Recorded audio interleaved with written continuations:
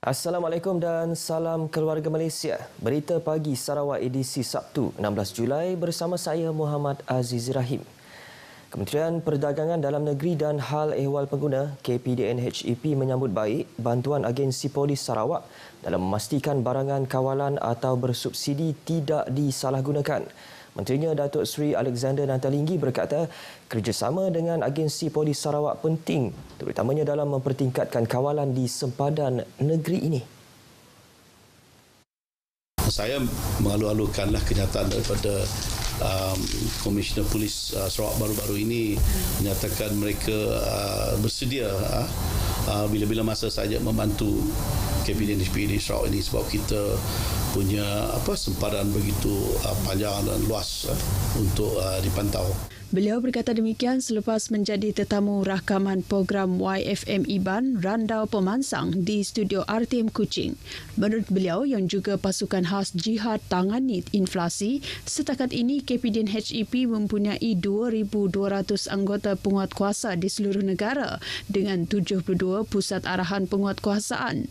Malah jumlah tersebut dilihat masih terhad dalam memantau maklumat tertentu berkaitan aduan harga barang dan penyeludupan barangan bersubsidi. Justru Datuk Seri Alexander optimis kerjasama agensi penguatkuasaan ini dapat membendung gejala penyeludupan serta ketirisan yang sering berlaku terutama di sempadan negara jiran.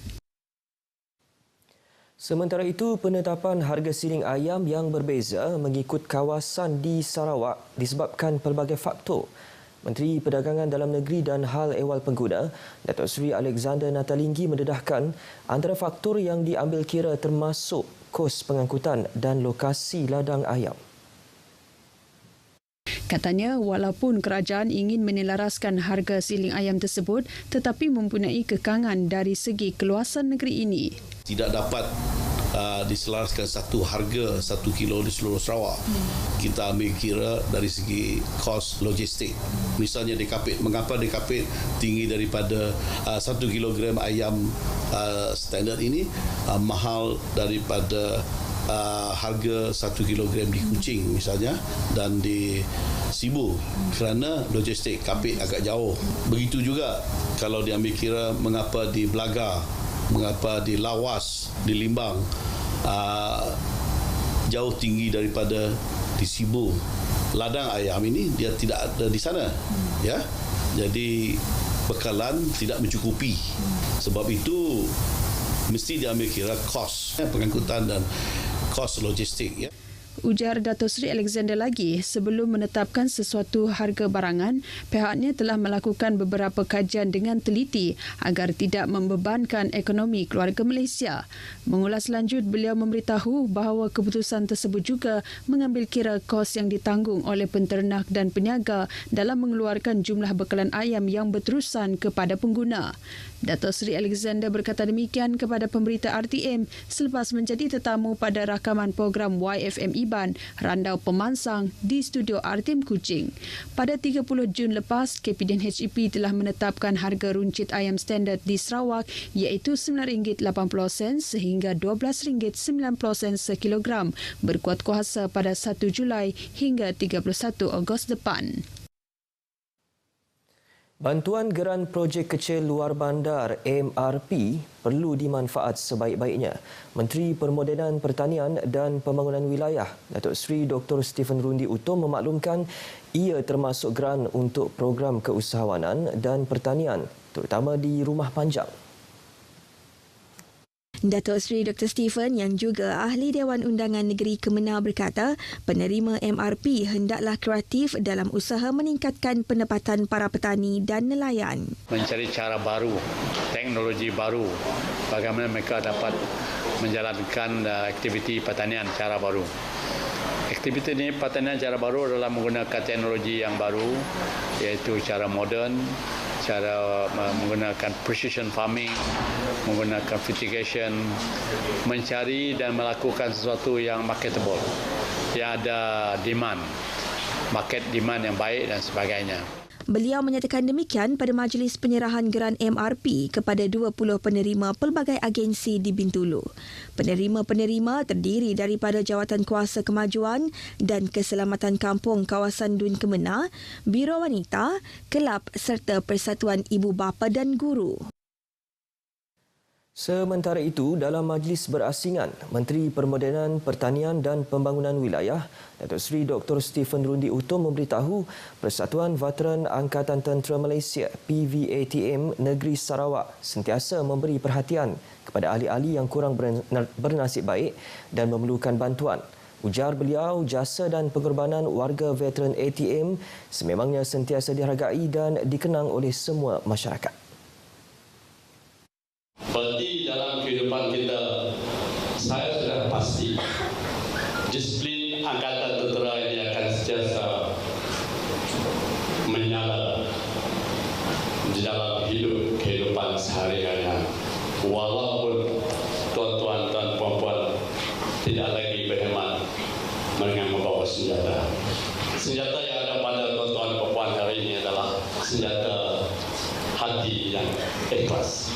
Senjata hati yang mau melihat negeri negara ini sejahtera. Beliau berucap demikian pada majlis perasmian persidangan perwakilan tahunan PVATM Negeri Sarawak yang ke-64 di Bintulu. Pada majlis itu, Datuk Seri Dr. Stephen turut mengumumkan peruntukan RM30,000 bagi persatuan tersebut. Selain itu, beliau turut menyampaikan pingat setia sentiasa berjuang kepada 5 penerima.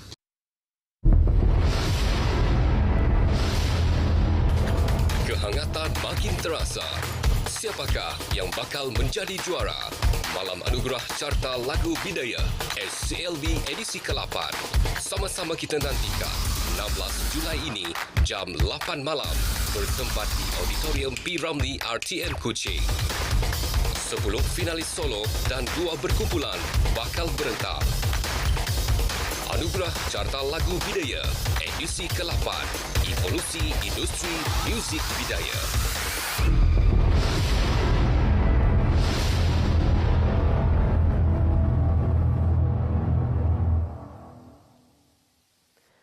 Kementerian Pendidikan, Inovasi dan Pembangunan Bakat Sarawak dan Yayasan Raspberry Pi di United Kingdom akan mengadakan perbincangan lanjut untuk bekerjasama menubuhkan pusat penyelidikan Raspberry Pi di Pusat Sains Sarawak pada masa akan datang.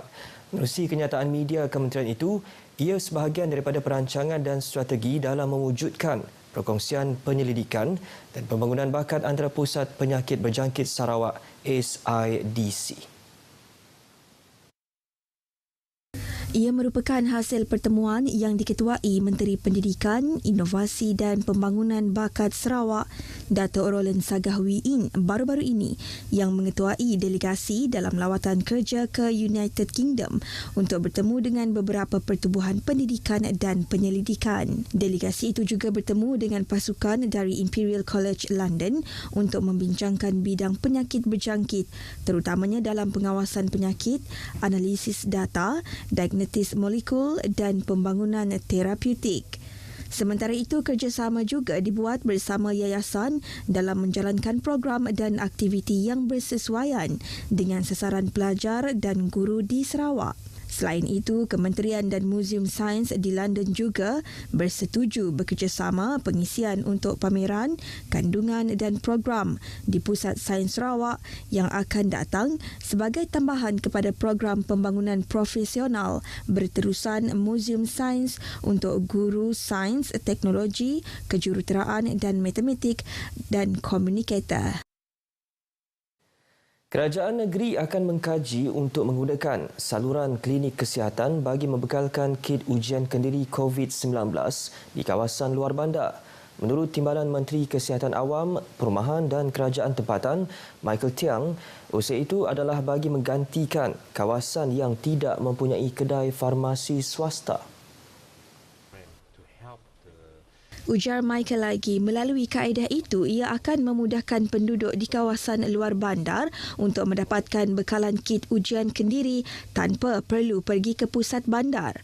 Michael Tiang berkata demikian kepada pemberita selepas merasmikan program Jelajah Kawalan Peranti Perubatan Fasa Endemik bertempat di Auditorium Pusat Jantung Kota Samarahan. Sementara itu ditanya tentang perbezaan harga bagi kit ujian kendiri di bandar, luar bandar dan pedalaman Sarawak, beliau menjelaskan ia adalah disebabkan kos logistik.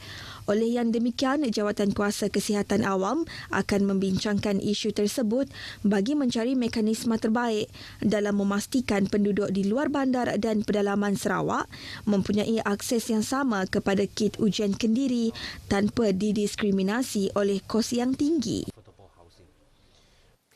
Universiti Malaysia Sarawak UNIMAS melalui Institut Informatik Sosial dan Inovasi Teknologi berhasrat untuk bekerjasama dengan RTM Sarawak bagi siaran radio komuniti Bario.